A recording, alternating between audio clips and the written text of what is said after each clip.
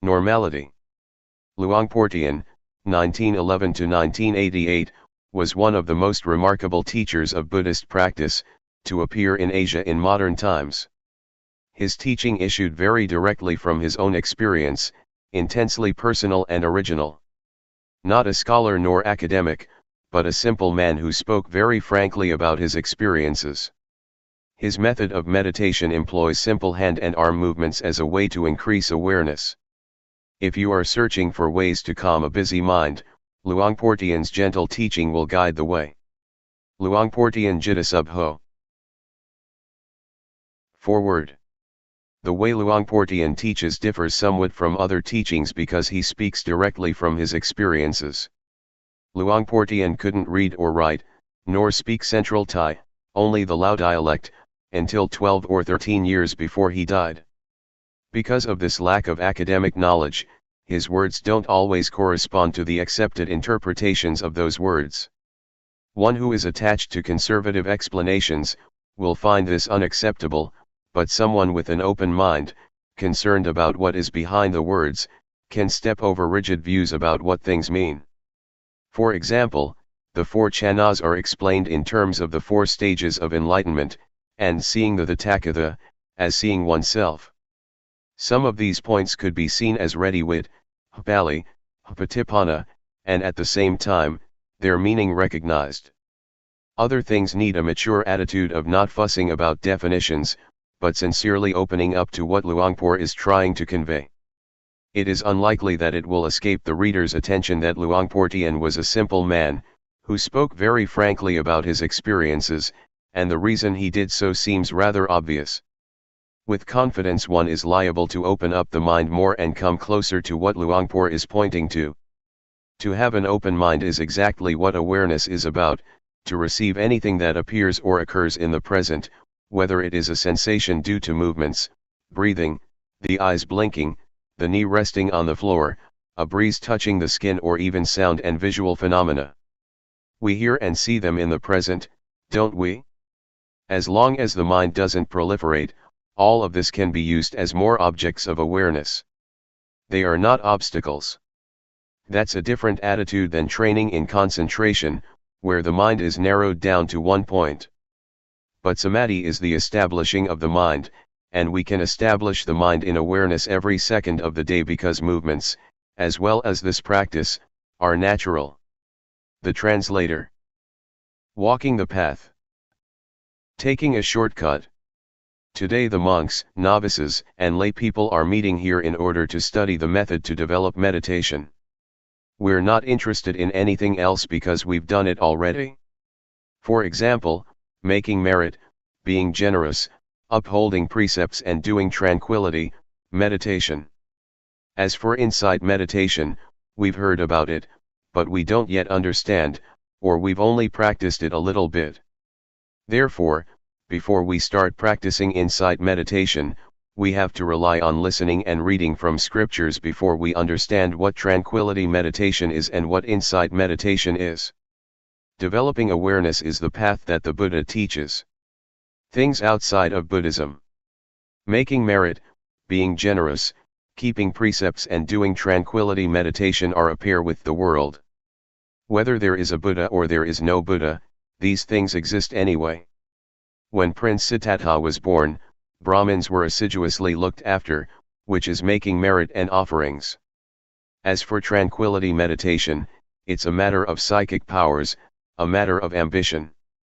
We've probably heard about becoming invisible, flying through the air, diving into the earth, reading other people's minds, multiplying oneself, reciting magical verses to obstruct vision, and hearing by entering absorption. This is not insight. According to the Buddha's biography, when Prince Siddhartha ordained, he studied with the hermit Alara, and mastered 7 absorptions, 4 form absorptions and 3 formless absorptions. But suffering still existed. That is to say, there was still greed, hatred, and delusion. He was not satisfied with this and so studied with the last teacher, the hermit Utthaga, until he mastered the 8 absorptions, 4 form absorptions and 4 formless absorptions. The hermit said, "That's as much as I know." But the prince was still not satisfied because there was still greed, hatred, and delusion. He wasn't liberated from suffering yet. This shows that tranquility is not able to put an end to suffering. After this, the prince tormented himself, together with the 5 ascetics who were following him. He fasted until his body was so thin that it was just skin over his bones, and he held his breath. But even after doing all this, greed, hatred, delusion, satisfaction and dissatisfaction still persisted. There were still defilements. Things inside Buddhism. So the prince gave up those methods and started to eat fruit. Because of this, the 5 disciples avoided and eventually left him, so he practiced by himself. Having eaten some rice offered by Miss Suchata, his body recovered strength. He reflected on the various methods that he had been practicing but which were not capable of shaking off the defilements. He still had troubles and suffering. So the prince turned around and looked at his mind and was, at last, successful. He attained Anuttara Sammasambodhiyana and became the fully enlightened Buddha. He was able to conquer all the defilements and to extinguish suffering, leaving only coolness. His body was back to normal and his mind was free of suffering at last. He lived with and enjoyed the happiness of awareness and wisdom. Having attained this, the Buddha shrank back from teaching, reflecting that this practice was profound, and it would be hard to understand. So it can be taken that mind development is something difficult to do, and that this is what Buddhist teaching is about. As for making merit, being generous, keeping precepts, and doing tranquility meditation, it is not the teaching of the Buddha, but a teaching of teachers at large. Teachings outside of Buddhism. There were many sects in India. Some sects taught to lie roasting on fire so that defilements would dry up, some taught to lie on thorns to endure through the pain and torment that resulted from that, in order to get rid of defilements. Some sects ought to give up everything including clothes, a practice known as naked asceticism, so as to induce the feeling that there is no self, no shame. It was believed that defilements would be dissolved that way. Altogether, there were many sects, but none of them could eliminate the defilements. This matter can easily be proven, as it is said that lying roasting on fire and drinking hot water will result in the heat burning off the defilements. In the old days, in the villages, when a woman gave birth, she would be laid down roasting above a fire and given hot water to drink. But the woman would still have defilements, showing that this sect did not achieve results. As for the sect that would have its followers give up everything and go naked, just look at a baby not wearing clothes. It still has moods and feelings. As soon as someone talks nicely, it laughs. And when someone scolds, it cries, whether naked or clothed. This shows that defilements are not in the body, they are in the mind. Therefore, to practice Dhamma we have to practice at the mind. I will tell you so you'll understand, because I have been doing this, repeating a mantra such as Bhud, though, Samat Arahant, rising falling, counting, 1, 2, 3 with these methods, one has to sit with the eyes closed and repeat a word while watching the breath, for example, saying Bhud, with the in-breath, and though, with the out-breath. I've done quite a lot of this, but there was still satisfaction and dissatisfaction, greed, hatred, and delusion didn't diminish. This kind of practice is called tranquility meditation. Tranquility meditation is not more than a means to make the mind peaceful, but it is peace under the influence of delusion. It's just like putting a rock on top of grass.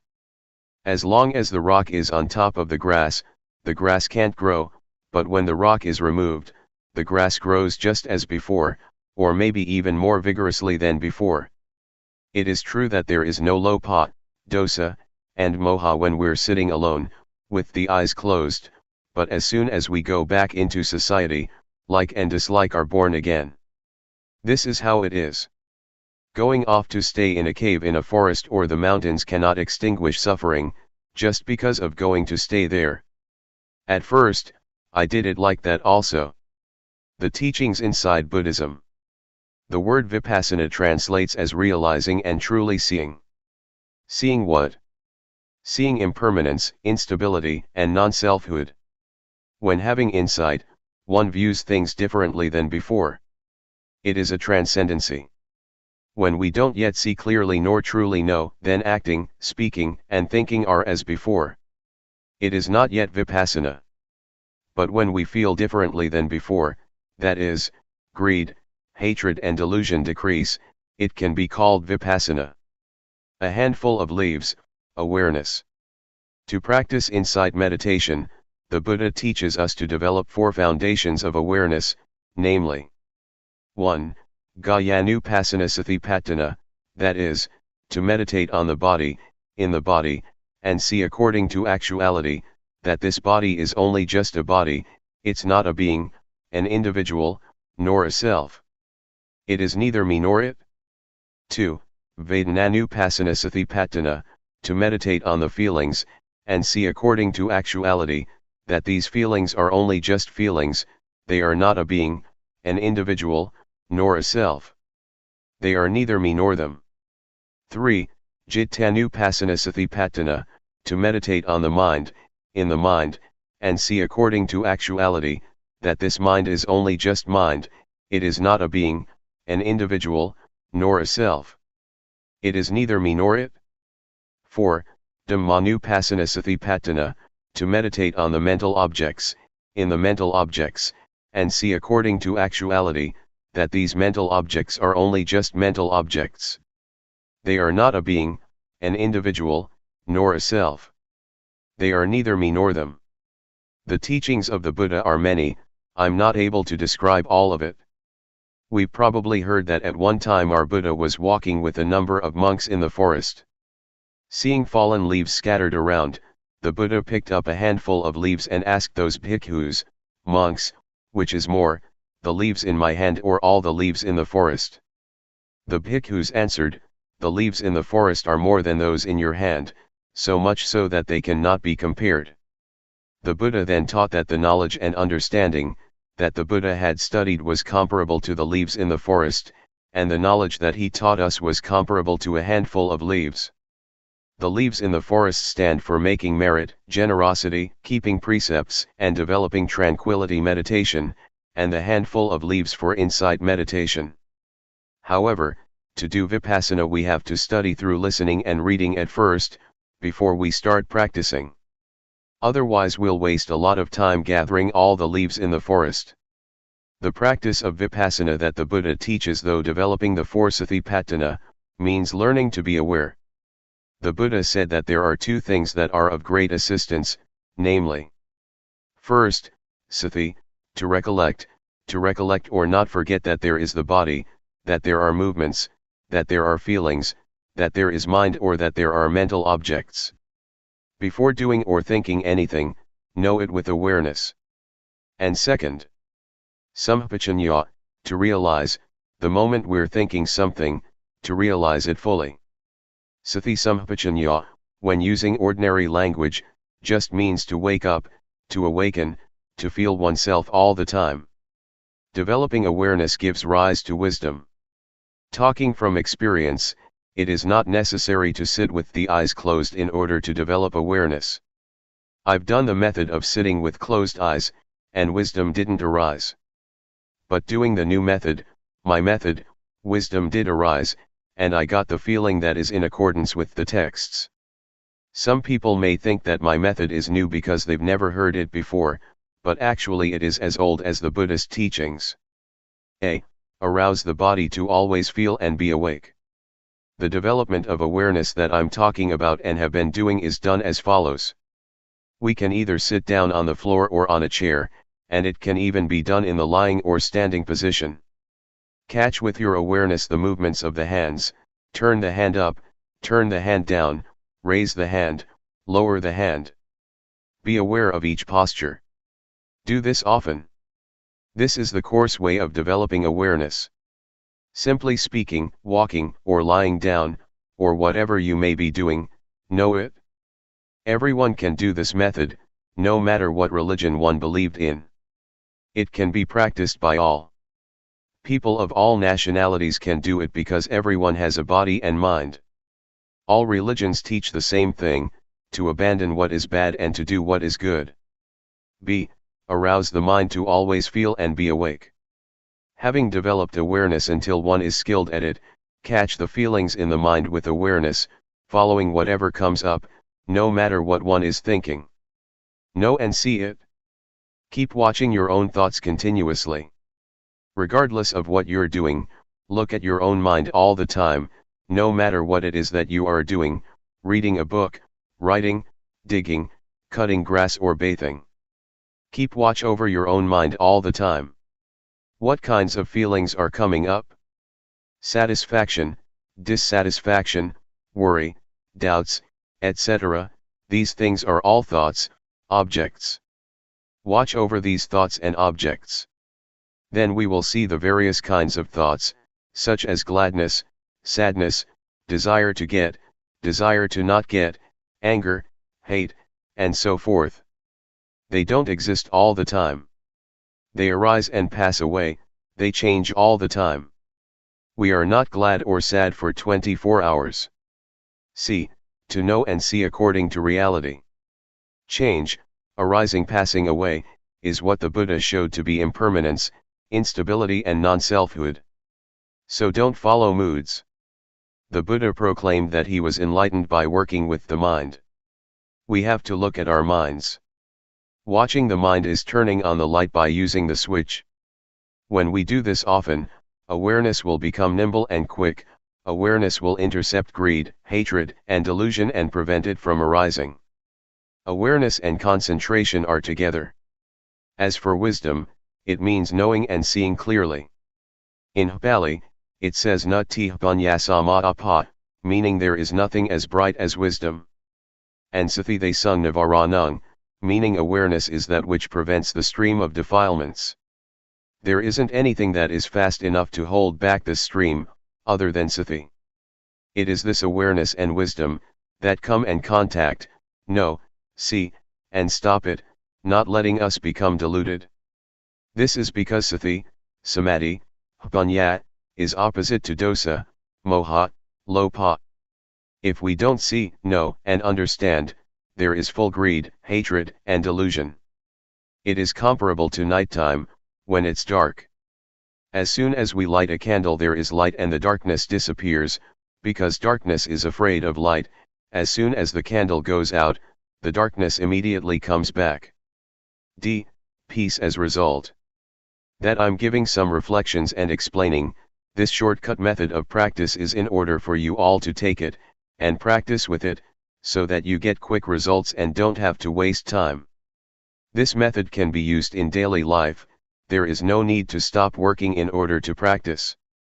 Some people have practiced a bit already, and some people have only just heard it.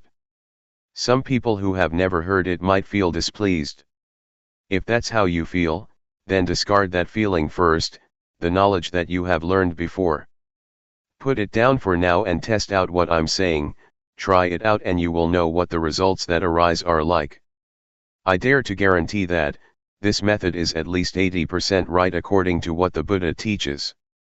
Talking according to just my own personal feeling, it is 100% right, because having practiced it, I know that it alleviates greed, hatred, and delusion.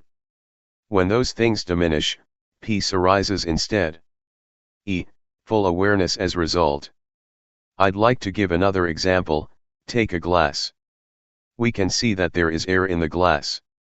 When we pour water into it, the air goes out and the water is in it instead. Then, when we pour the water out, the air goes back in and replaces the water. This compares with our turning up the hand. We know, we have awareness, Sathi comes to replace not knowing, delusion. Not knowing goes out of our minds. Do it often. Catch the feeling often, in all postures. Sati will increase, and delusion, not knowing will decrease just as the water replaces air in the glass. Maybe some of you have heard about, or have been taught, to make merit, for example by building a ceremonial hall or temple, and you get merit for this or that many eons. And you've probably heard that, 100 years on earth equals one year in heaven. The angels throw one sesame seed in a pit that is 100 leagues deep. When it is full, that's 1 eon. Other than that, you've probably heard that to once put food into a monk's bowl, you get rewarded for 6 eons, sending a container with food to offer to monks, one gets rewarded for 5 eons, to send food for the midday meal, 5 eons. These things are puzzles, but some people don't understand. If you want to understand, you have to practice, to develop awareness, by turning the hand up and down, feeling it. Before, we would do things without sati, not feeling anything at all. It's comparable to an abyss or pit that is empty, nothing in it, just like in that puzzle. But when training in awareness, catching the movement in all postures, for example, blinking the eyes, sitting and lying down, we are aware, feeling it, knowing it. When doing this, sati increases, just like the sesame seeds that fall in the pit, or abyss that is 100 leagues wide, and 100 leagues deep. The aim of this comparison is that we train a lot in awareness, and that we do it a lot in order to get results, to make sati full, so that we are not negligent or deluded. When we have developed the 4 foundations of awareness, as described earlier, we will have the ability to really contemplate, ponder, and understand the various problems in our minds. Developing awareness in the right way will yield results within 3 years. It says in the scriptures that whoever develops the 4 satipatthana in the right way, and as continuous as links in a chain, will receive one of the following 2 results, at most, within 7 years, medium within months, or as fast as 1 to 15 days to become, 1, an arahant or, 2, an anagami, i.e., one who is nearly fully enlightened, in this very life. As for the way of developing the awareness that I'm talking about, if you really do it, knowledge and understanding will arise, and suffering will diminish, within at most 3 years, medium within 1 year, or as fast as 1 to 90 days. We will know, see, and understand, and our life from then onwards will have happiness and no suffering. To practice like this, we don't have to spend money, we can do it an hour a day, or 5 minutes. Even hearing about it often makes the defilements gradually diminish. Greed, hatred, and delusion are evil, they are suffering. To get angry once is evil and is suffering one time. Evil and darkness are the same. Darkness means not seeing, not knowing, not understanding. Merit and knowledge are the same. When we understand, we are at ease, we don't have suffering and we don't doubt. If the mind is dark, there is suffering and doubt. For example, doubt that we're going to be reborn like this and like that after death. But some people, including myself, who have made merit, been generous, kept precepts and practiced tranquility meditation, still doubt about merit and demerit, about falling into hell or going up to heaven after death. They don't understand at that time. The Buddha teaches that heaven is in the heart, hell is in the mind, and Nibbana also is in the mind. Our grandparents used to tell us this, but we didn't reflect on it, so we didn't understand it. We have to practice and know for ourselves. Studying from scriptures is good, but it cannot solve suffering. Teachers teach that we should let go of greed, hatred, and delusion, but they themselves can't let go of it. Teaching others is easy, but teaching oneself is hard. But this method of mine is not difficult. You don't have to study or learn anything. Being able to read and write or not is of no importance. Everyone can practice, men as well as women, ordained or not ordained. We can all practice. There is only one Dhamma, not many kinds. To say that the Dhamma of a person who keeps 5 precepts is one thing, that the Dhamma of a person who keeps 8 precepts is another thing, the Dhamma of an ordained person is another thing, the Dhamma of a lay person is another thing, the Dhamma of a person who practices insight meditation yet another thing. That is a different matter. That is not what I'm talking about. I say that there is only one Dhamma. Dhamma is to finish lopa, dosa, and moha. Doing this is what virtue and Dhamma are. It says in the scriptures that virtue is the means to eliminate coarse defilements, concentration is the means to eliminate medium defilements, and wisdom is the means to eliminate subtle defilements. But can we really eliminate them? No. Why not? Because we don't do it properly. The word defilement stands for greed, hatred, and delusion, but most of us understand it only as materialistic, that having money, a big house and a smart car is defilement. But in reality, those things are not defilements. They are just things that come from being diligent and knowing how to work, and from knowing how to save and accumulate things. But the defilements that I'm talking about are greed, hatred, delusion, and sorrow. These defilements are not afraid of anyone, not of rich people, not of influential people, not even of monks ordained for a long time, with a title, are they afraid? They enter into everyone's mind. On speaking in another way, we could say that the defilements slap everyone's face. A wealthy person, on being told off a bit, is displeased. This shows that the defilements slap him or her in the face. Or when someone praises him or her, satisfaction arises. This is the defilements slapping his or her face. These defilements are not afraid of anyone at all.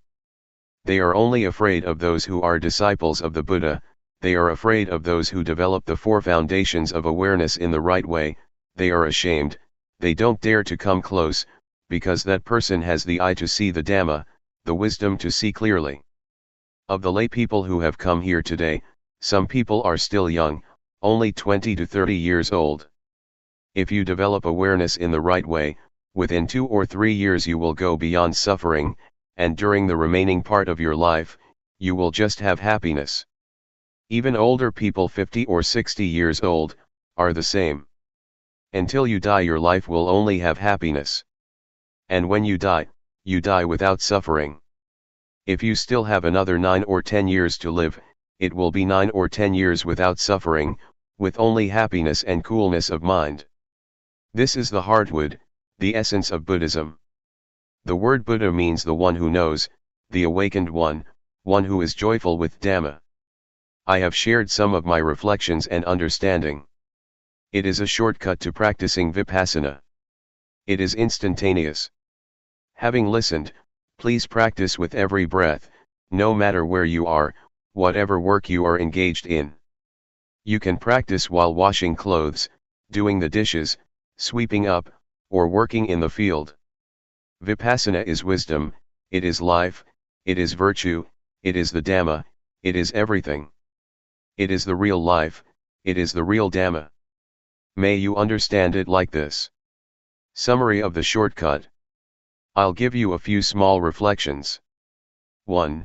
To be diligent in developing awareness in all postures, turn the hand up, turn the hand down, raise the hand, lower the hand, walk back and forth, lean to the right and the left, blink the eyes, open the mouth, swallow saliva, breath in and out, fully feeling yourself doing it. This is called having sati. It is equal to throwing sesame seeds into the abyss. When awareness is complete, wisdom arises to really know and see the following matters: rupa, nama, rupa doing, nama doing, rupa disease, nama disease, knowing instability, impermanence and non-selfhood, knowing convention, knowing religion, knowing Buddhism, knowing evil, knowing merit. Really knowing. These are objects to know with real awareness and wisdom. 2. Next, to work with the mind, look at the mind with awareness. Whatever the mind thinks, immediately know it and conquer it. When we immediately know and conquer thought, this is called working with the mind. 3. Do it until you are nimble and swift, until greed, hatred and delusion stop arising. It is the calming and extinguishing of suffering in the mind. This type of suffering we can't chase away as we would chase off a pig, a dog, a duck, or a chicken. We must depend on the development of awareness, and see our minds in order to deal with these types of defilements. If we don't see our minds, we will be empty, similar to a pit or abyss that is never full. When we have awareness, it means it is full, it is no longer a pit or an abyss, and lopa, dosa, and moha don't have a place to enter, because awareness is full. Whatever work we do it with sathipanya. There is no delusion, only rightness. These types of defilements are ugly and worthy of getting fed up with. Whoever is a disciple of the Buddha with an eye to see the Dhamma, will not have them lying around in his or her mind. They are afraid. Suppose we have defilements at a level of 100%. They slap our face 100%. When we see and understand them, they will gradually diminish. Then, when we try to become familiar with looking at our minds, the defilements will diminish increasingly, step by step. When it reaches 100%, we're rid of suffering. What is left is 100% happiness. Therefore, may you all try to practice and reach the real peace and happiness. The path of peace.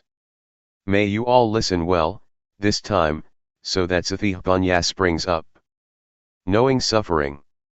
Something we have in common is that we don't want suffering, we hate it. Then how does suffering arise? Suffering arises because we don't know. Suffering doesn't exist within us, and it doesn't arise all the time. What really exists for sure is normality.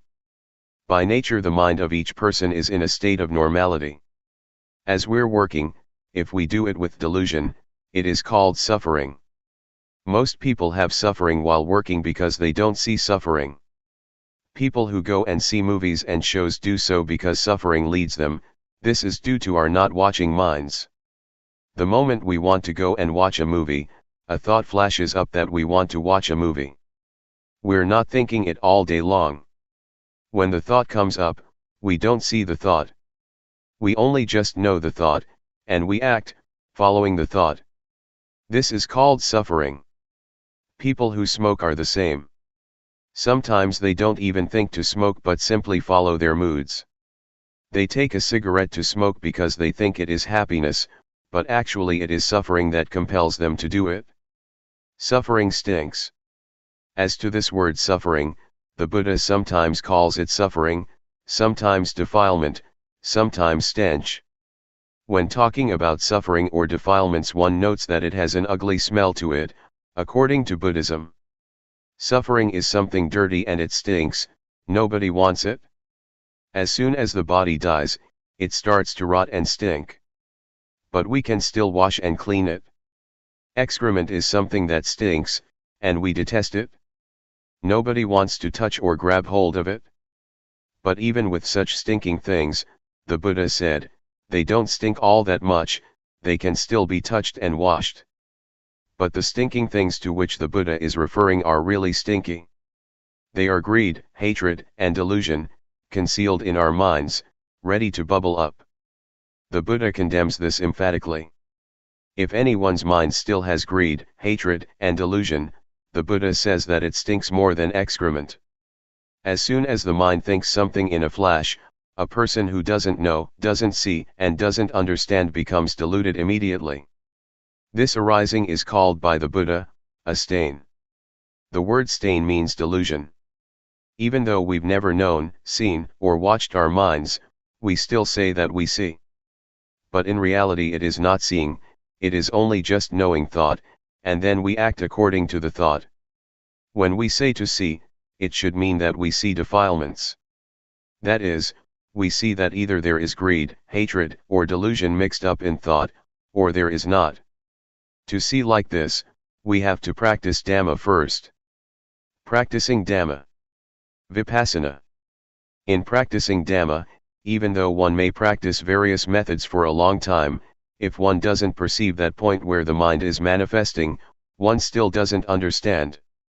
One still doesn't understand the main principle of practice according to the teachings of the Buddha. The Buddha said that he was enlightened because he worked with the mind, practiced with the mind. but most of us just make merit and give offerings in order to chase off suffering. We haven't yet practiced by following the Buddha style. The Buddha once taught that the results of making merit 100 or 1,000 times are less than is gained by keeping the precepts even once.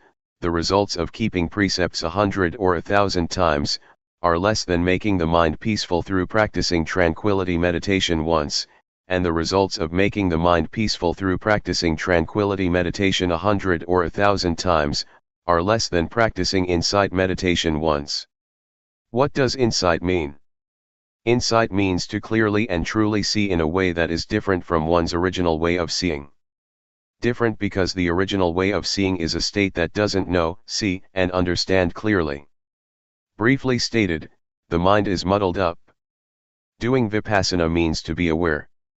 Being aware is very fruitful. The Buddha practiced Dhamma through being aware, and so became enlightened. Peace. Most of us understand that in order to be an arahant, we have to do tranquility meditation and make the mind peaceful. In reality, there are two kinds of peace, namely, peace that is like being inside a cave, and peace that is like being outside a cave. Peace inside a cave means it is just as though we're in a cave or we're in a dark room. When we light a fire, the darkness disappears and light come to take its place, but as soon as the fire goes out, the darkness come back again. Even when we've made a fire and there's light, we're still in the cave and we still can't see the shape of the cave. We only just see certain things inside the cave. Peace inside a cave is therefore called peace under the influence of moha, a not knowing kind of peace, or even a not wanting to know kind of peace. That some people go and sit to make their minds peaceful, understanding that they're developing insight, this is so, but it's a diluted kind of truth. As for peace outside a cave, it's just like being outside a cave, but it's not dark. There's no need to make a fire, and we're able to know and see what the shape of the cave is like. This may be likened to peace that is without delusion, i.e., peace due to the absence of defilements. There is no lopa, dosa, or moha. In order to achieve this kind of peace, we have to realize and truly see first. Seeing truly and clearly is called insight.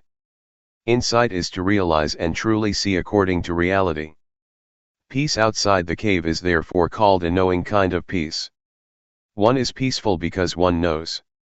I want to shake up and warn all of you that developing insight has many obstacles. If we don't know, we'll go wrong, but when we see, know, and understand, we can solve the problems. The first obstacle. The first obstacle in developing Vipassana can appear when we make movements with the body, and sati is aware of it. Wisdom arises in the mind that knows reality as it really is. That is, it knows rupa, nama, it knows instability, impermanence and non-selfhood, it knows convention, it knows religion, knows Buddhism, knows evil and knows merit. This is wisdom knowing through Vipassana. But it's only just the outer bark of Vipassana, still not able to deal with suffering. It is just knowing in knowing, it is knowing through thought, knowing the scriptures. It is defilement due to Vipassana. The obstacle is that when this kind of knowledge arises, we get buried in it, a kind of knowledge that is still similar to being inside a cave. Therefore, next we must try and find a method to get out of the cave, to pull ourselves out of that knowledge, gradually, by watching our thoughts. As soon as a thought flashes up, know, see, and understand that it has come up. This is practicing Dhamma a little bit deeper. Ordinarily, a tree has an outer bark. When one removes the outer bark, he reaches the layer with the nourishing sap inside. Removing that layer, one reaches the white wood. Removing that, one comes to the hardwood. Buddhism is the same. Knowing rupanama, evil and merit is also knowledge, but it is outer knowledge, enough to deal with suffering on one level, such as not being foolish by believing in auspicious things and lucky omens, or in ghosts and angels. But when one is in such a state, greed, hatred, and delusion are still there, because one doesn't know the origin or source of it. To solve this problem, to know the origin of the arising of greed, hatred, and delusion, We must watch our minds, like a cat that waits for a chance to grab a mouse. As soon as a thought comes up in the mind, look at it and fix on it so that it is known in time. A thought comes. Whack, cut it off straight away. Another one, whack, cut it off right there. Do this often. Thoughts will thereby decrease and awareness will increase. Just as with the positive and the negative. When there is more of the positive, the negative lessens. We start off never having seen thought, thinking 100 things and never seeing a single thought. But when we are watching like this, we catch it once and cut it off. The remaining thoughts are less than 100 now and will steadily decrease step by step, as long as we keep at it. We keep gazing like this, a thought comes, we cut it off, another one arises, we drop it. When we think 100 thoughts and we know 95 of them, it shows that we have a lot of awareness. Just 5 thoughts left that we can't keep up with. Right here is where we have to put forth effort, watch thought but don't be caught up in the thought. When we know and see all the 100 thoughts, keep up with every thought every time, it is equal to knowing and seeing exactly where greed, hatred, and delusion are born. We have to throw them off so that defilements are unable to arise. This is called to keep abreast by knowing, to know in time. Knowing how to prevent, knowing how to solve. This is where we're able to deal with lopa, dosa, and moha. Defilements can arise because we get deluded right here. We don't know that their origin is right here. This refers even to someone who goes to the monastery to listen to talks, who makes offerings, who keeps precepts and develops both tranquility and insight meditation. If that person has still never seen his or her own thoughts, then that person is still far from the truth taught by the Buddha. Contrariwise, even if a person has never gone to a monastery to listen to the Dhamma, has never made offerings or kept precepts, but is always aware of what his or her mind is thinking, that person equals with knowing. He keeps abreast of thoughts, knows how to prevent, knows how to solve and knows how to conquer every time. That person is close to the truth, the Dhamma taught by the Buddha. Have you ever heard of the Buddha having taught that the Dhamma exists already? But there is nobody with discernment who can dig it up and find it, so it stays undiscovered.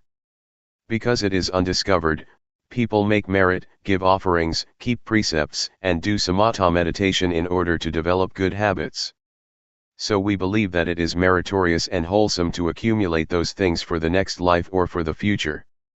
This is wrong understanding. The Buddha didn't teach like this.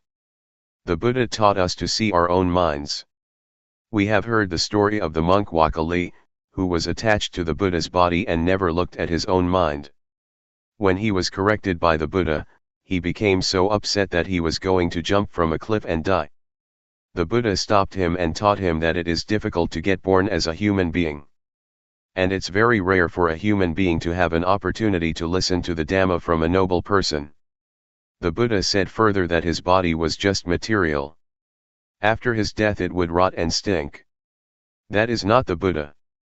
The real Buddha can be found within the monk Wakali.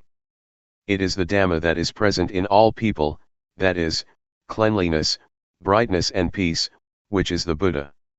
The Buddha proclaimed, "Whoever sees the Dhamma, sees me. Whoever doesn't see the Dhamma, doesn't see me, even when taking hold of my robe or my finger." The monk Wakali woke up and started to work with the mind, and he saw his own thinking. Seeing the Dhamma. I would like to remind you once more that the word Dhamma refers to our seeing, our own minds at the moment that we are acting, talking or thinking. This is what is called seeing the Dhamma. I dare to insist that the very life of the Dhamma exists in all people without exception, no matter whether you are a man or a woman, a monk or a novice, no matter what nationality you may have, whatever language you may speak of, whatever clothes you may wear. It's all the same. The Dhamma is the actions of body, speech, and mind. Actions of the body other people can see, actions of speech others can hear, but actions of the mind others are not able to see. You can only see them yourself. For this reason, the monk Wakali felt at ease viewing it like this. Whether he saw the body of the Buddha or not, he would feel at ease because he saw the real Buddha, that is, really seeing according to reality, an ability that exists in everyone. The Buddha once described seeing in this way, with flowers, black, red, white, or whatever color, they are all ready to bloom when touched by sunshine. That I'm giving you these reflections right now is the same. Anyone can apply them in daily life, whether man or woman, whatever clothes he or she may be wearing, whatever religion is upheld. It can be used by everyone in the same way, because we all have a body and mind. When one sees one's own mind at the moment that it thinks, this indicates that one sees one's own mind at the origin or source of thought. The Buddha points to thought, which must be watched with awareness, as one must not get caught up in the thoughts. Whoever sees this, he or she is called by the Buddha a flower that is ready to bloom when the sun shines. The word sunshine refers to the teachings of the Buddha that direct us to practice with the mind. Whatever work you do, control your thoughts with awareness. Some people don't do it yet, because they're not interested. But when we are interested, when we are suffering, we must be ready to do it. There are 84,000 teachings in Buddhism. They are not for reciting and for performing ceremonies. That was not the Buddha's intention. The Buddha's teachings have nothing at all to do with superstition. They are to be practiced only in order to solve the suffering of the mind. Some people might agree that without ceremonies and rituals Buddhism can't extinguish suffering. This fails to understand the meaning in the right way. We've heard that in the time of the Buddha, when he would expound the Dhamma to people, there were many people, who would open the eye to see the Dhamma and enter the stream of Nibbana, from the first stage of enlightenment upwards by the time the discourse was finished. They didn't have to perform rites and rituals other than working with the mind, as the Buddha indicated. Wherever we explain the Dhamma, if we don't make this point, our words are a stain. Why are they a stain? They are a stain because we don't indicate the way that people who are interested in the Dhamma must practice, in order to free oneself from suffering and defilements. And they are a stain because we thereby abandon these effective teachings. Therefore, may you all try to understand this point without fail. If we don't practice according to this important teaching, then we fail to understand the teaching of the Buddha. The second obstacle. The second obstacle in developing insight is that when we begin to understand and see this point, we are able to destroy greed, hatred, and delusion to some extent, but at the same time, joy is lying concealed within it. The Buddha says this is still not right. Joy is darkness, but it is white darkness. Joy is due to our satisfaction and pride that we can do it. White darkness is frightening because it is hard to see. Black darkness is easy to see because it is dark. Being caught up in joy is to see wrong as right, because as soon as we can destroy some defilements, we don't watch at the point where the defilements are destroyed, but we get sucked into the point where joy arises. Therefore joy is an obstacle in attaining higher stages to Nibbana. Being caught up in joy is equal to being caught up in thinking. A thought comes up and we get caught up in the thought, so we don't see the thought. When we get caught up in joy, we don't see joy, and we're just content with joy. Because of this, the Buddha teaches us to pull ourselves out of the thought that we're thinking, to stand outside of it. Then we will see our thoughts. People who still don't know and see their thoughts say just the same, that they know thought. But in reality they don't understand that thoughts come up continuously, and they get caught up in them. Those who have joy or are attached to the peace of tranquility meditation are the same. They are caught up in peacefulness, don't know that peace is delusion, and thus get caught up in peace. It is comparable to someone who doesn't know how to turn on the light. He or she turns the light bulb. No light appears. The person who pulls him or herself out of thought, and knows and sees thoughts, may be compared to someone who knows how to turn on the light. That person turns on the switch and light does appear. So we have to know the origin of thought and come to an understanding with these little thoughts of ours. Then we will have as much ability as an electric light in brightening the interior of the mind, just as one correctly turns on the light with the switch. When we're looking at our minds, there is no greed, hatred, and delusion. But the moment that we're not looking and lose awareness, greed, hatred, and delusion can come back, and we can get caught up in them. It's just like a car driving along the road. At the place where the car passes there is a wind blowing behind it, leaves and dust flap and flutter at the back of the car. Thoughts of greed, hatred, and delusion flash up for a moment, and we follow them. How can we still say that we know thought? In reality we don't see thought, but we get caught up in it. The Buddha teaches that whoever doesn't see one's own thoughts is a heedless person. Heedlessness is poison to one's life, it's like being dead. This is what I said, it stinks. The Buddha said that there is nothing that stinks as much as the mind that has greed, hatred, and delusion, the mind that is stained, the dirty mind. Our real mind isn't dirty or stained at all. It's like a light bulb. The filament in the bulb is not dirty, but dust can settle on the outside of the bulb, the inside is still as bright as before. Or we could compare it with the sun. When clouds obscure the light from coming to the earth, it gets dark, but the sun is still as bright as before. Vidchat, avidchat. People who don't see thought and get caught up in thought are called people in the cycle of dependent origination, they are people who don't know. We've probably heard this, avidchat is the condition for formation to arise, formations are the condition for the birth of consciousness, consciousness conditions mentality materiality, mentality materiality conditions the six senses, the six senses condition contact, contact conditions feeling, feeling conditions craving, craving conditions clinging, clinging conditions being, being conditions birth, and birth conditions old age, death, and suffering. It's a cycle. Avidchat translates as not knowing, we say that we know, but we don't see our minds. Instead we get caught up in thought. As for the word vidchat, it means knowing, seeing one's own thoughts. A thought comes up, we see it, and it stops. It's like a cat and a mouse.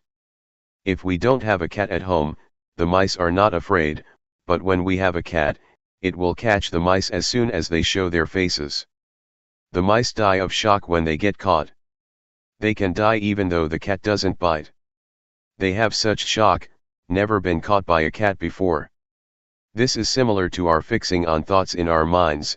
When a thought comes, we know it in time, and it immediately stops, comes to a halt, can't concoct any further.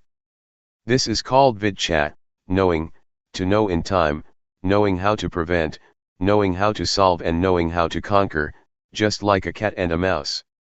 If we don't reflect on the teachings of the Buddha, we don't understand them, and we argue and debate about the teachings, competing with each other. This is not right. Someone who has studied the teaching, and employs that knowledge as a tool for killing defilement, or dealing with suffering is doing it right, according to the Buddha's intention. These days, we study the Buddhist scriptures until we have degrees, up to the 9th level. Some may look at their own thoughts, but some never watch their minds at all. Whoever has studied but never seen his or her own thoughts, says the Buddha, are like a termite that makes holes and eats books.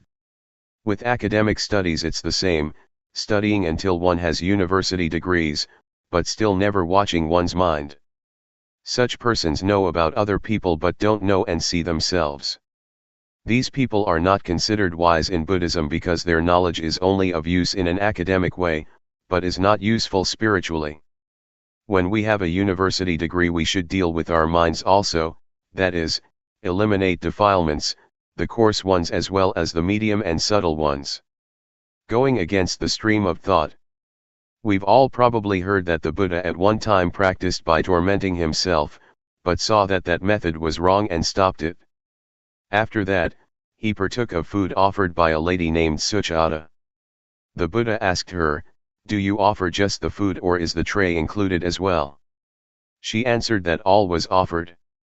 Having finished the meal, the Buddha took the tray to the bank of the river and made the following resolution: if he would be enlightened, may the tray placed on the water flow against the current. This is not a true story, it's an illustration and has meaning on the level of the mind. The tray is the mind, the water represents the defilements, and the Buddha working with the mind is the action of going against the stream. The Buddha didn't let his mind follow the defilements. The current of the water is the current of thought. Following defilements is easy, everyone is doing it already, and so we have suffering. The Buddha practiced going against the stream of defilements for the extinguishing of suffering by watching the mind, seeing his own mind thinking. As soon as a thought would come up and there was desire to follow what the eye saw, the ear heard, the nose smelled, the tongue tasted, or the body felt, the Buddha saw those thoughts as defilements. He practiced going against the current of thought, not following the thoughts, which want things. Practicing like this, knowledge arose in him and he was enlightened. The thing that the Buddha points out to us to practice is to know thought with awareness, looking at our own minds. Whatever thought comes up, we should know and understand it, so that the thought does not proliferate further. When thought flashes up, we watch it with awareness, and the thought stops by itself. In practicing Dhamma, the thing to be careful about is the knowledge that knows things outside of ourselves. This kind of knowledge is defilement due to Vipassana. When we have such knowledge, it gives rise to gladness and joy. Joy is called white darkness. It is wrong knowing. Don't get attached to joy. Continuing the practice to the end, until we clearly see our thoughts, their origin, and their source, we come at last to the state of arising, passing. It is a break-off, a final exhaustion. I've compared it many times with a rope, tightly tied on both sides and being cut in the middle with a knife. The rope breaks, one cannot pull it together again, that is, one can't use it anymore. The 12 senses are similar, on seeing a form with the eye, on hearing a sound with the ear, etc., let there only just be seeing and hearing and so on. Don't concoct it into beautiful or ugly, good or bad, pleasing or displeasing sound, the sound of a woman, the sound of a man, etc. Just simply see or hear neutrally. But these are still mere words. In practice, we have to look and see and break them apart. When they are broken, there is not more concocting, the senses are not able to reach each other anymore. Cleanliness, brightness, and peace. Our minds are already clean, bright and peaceful. Clean means not dirty, because there are no defilements. Bright means there is wisdom, seeing our minds, or life. Peaceful means having stopped, there is no longer anything further to add. Summary. At this point, I'll summarize the principles of practice. First, the first stage is to catch the movements of the body in all the postures. When we can catch them, we will know the convention that we can see with our eyes and touch with our hands. This is objective, external. Second, having practiced the first stage, a little bit of knowledge arises, it is called defilements due to Vipassana. It is important to avoid this, not being too glad with the knowing, and continuing to watch the mind. When we see, know, and understand our minds penetratingly, greed, hatred and delusion will be destroyed to some extent. Third, when greed, hatred, and delusion have gone down a bit, we'll feel joyfulness. When joy arises, fix on it, but don't be caught up in joy. We have to pull ourselves out of it. Keep watching the mind. At this stage, wisdom knowledge will appear that destroys or diminishes clinging and grasping. Fourth, when attachment has decreased, one will see, know, and understand normality. The body is normal, speech is normal, and the mind is normal. This normality is called virtua concentration wisdom. Fifth, when seeing the state of arising passing, if one doesn't understand it, one will hold an abnormal view, but if one is fully aware, practice reaches its end. Therefore, I encourage you to try to practice until you meet with your own thoughts and are able to pull yourself out of them.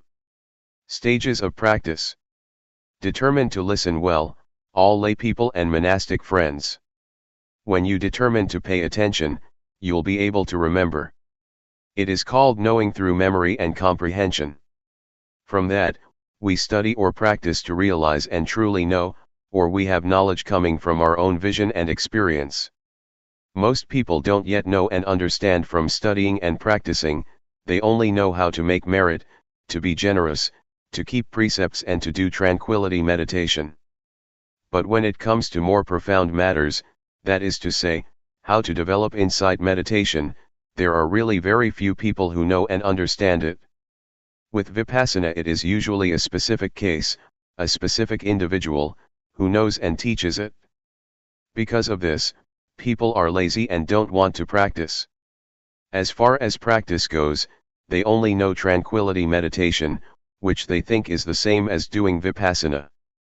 This is because they still don't realize and really know. Their knowledge comes only through memory and comprehension. So, we make ourselves peaceful, but we don't understand clearly that there are two kinds of peace, namely peace under the influence of delusion, and peace due to awareness and wisdom.